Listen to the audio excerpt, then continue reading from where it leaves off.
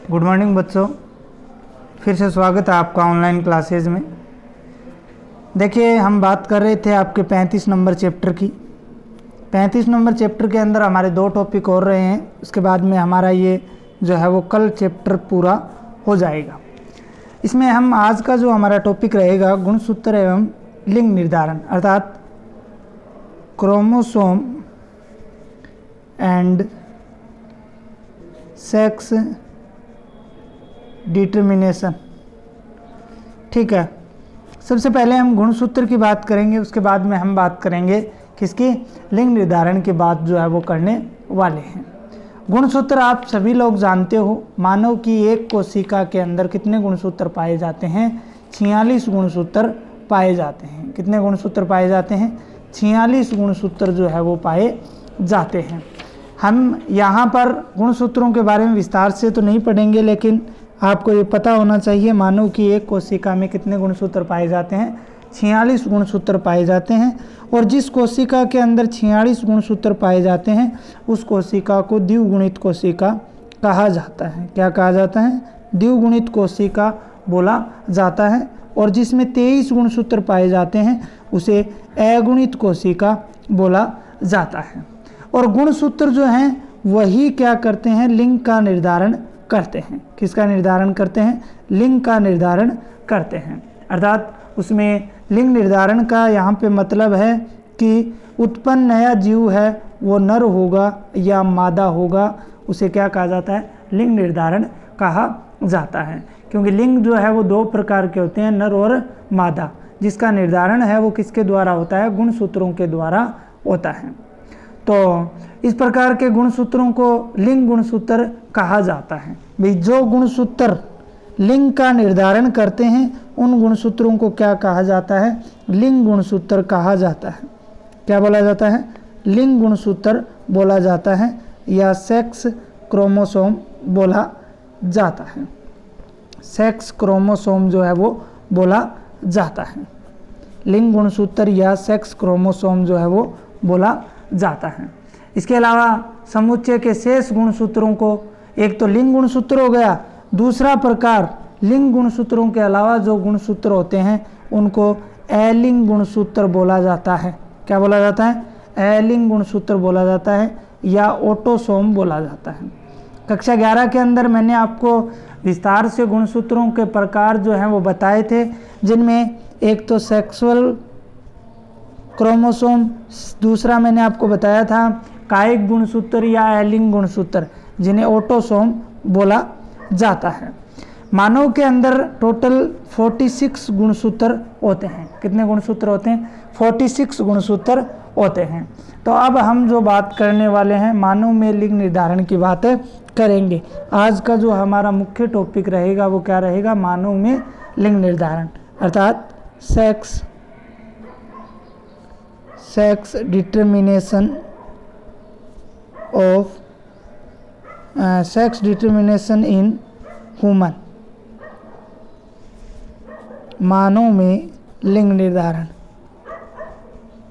मानव में लिंग निर्धारण।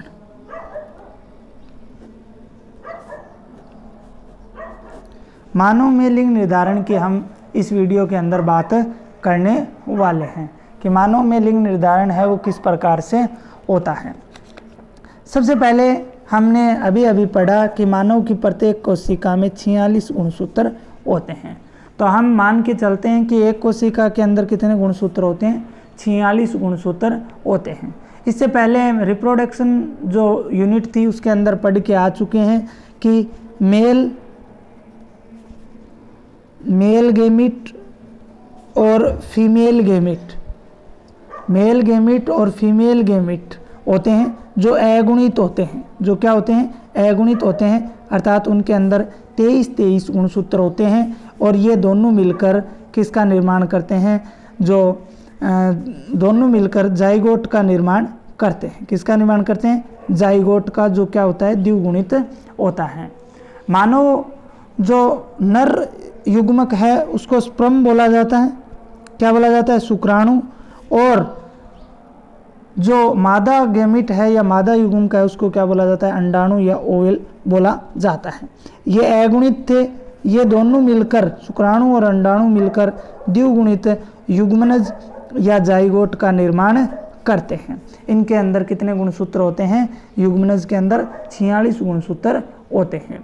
अब हम बात करते हैं कि लिंग का निर्धारण मानव के अंदर किस प्रकार से होता है। देखिए, ये मान लीजिए मेल है और ये फीमेल है, दोनों के बीच में जब जनन की क्रिया होती है, दोनों के बीच में सेक्स की क्रिया होती है या जनन की क्रिया होती है या संगम होता है या संयोग होता है, तो मेल का स्पर्म तैयार रहता है, अर्थात शुक्राणु जो अगुणित होता है जिसके अंदर 23 गुणसूत्र होते हैं, और फीमेल का ओवेल जो है या अंडाणु जो है वो तैयार रहता है जो अगुणित है, उसके अंदर 23 गुणसूत्र तैयार रहते हैं।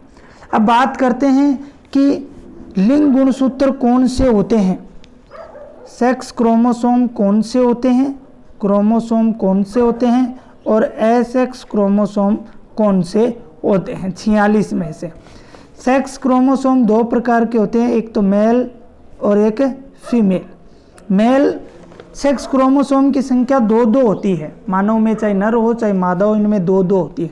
नर के अंदर अगर बात करें तो X और Y होते हैं, क्या होते हैं, X और Y होते हैं, और फीमेल की अगर बात करें तो XX होते हैं।